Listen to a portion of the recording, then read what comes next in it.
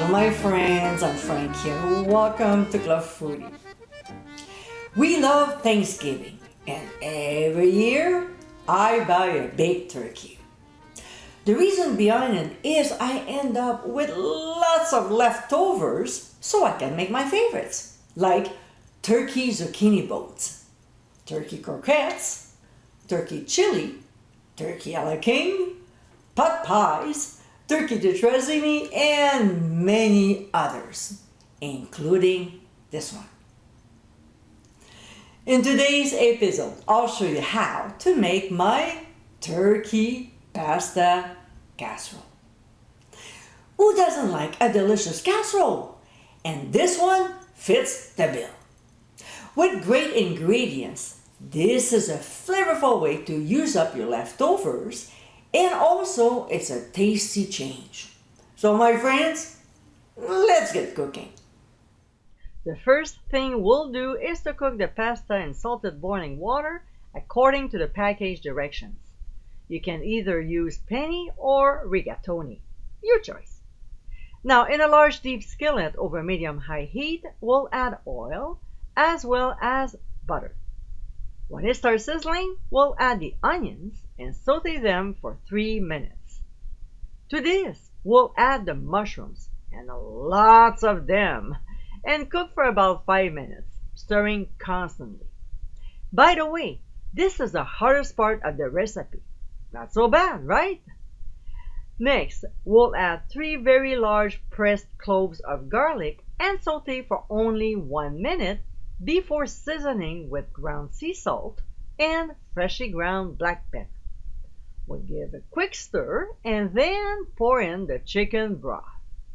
You can use water, but why? There's no flavor in it. The next ingredient is one of my 8 pesto recipes, and it's the basic one. To get it, click on the top right corner of your screen. Of course, we'll incorporate it into the mixture. Now we'll pour in heavy cream and sprinkle on some Italian seasoning, which you can get my homemade blend by clicking on the top right corner of your screen. Do you hate it when people tell you how nice it smells when watching a video? Sorry, but yes, it smells so lovely. When the mixture starts simmering again, we'll add another great ingredient, cooked turkey, and followed by frozen peas. Then stir very well. Right now, we can leave it as is, but I find the taste is one-dimensional, so we'll add a little bit of red pepper flakes to give a subtle boost to it. You can add more if you like. Cayenne pepper can be another lovely substitute. We'll quickly combine the ingredients with the rest of the mixture before adding the last ingredient, 2 cups of sharp cheddar cheese.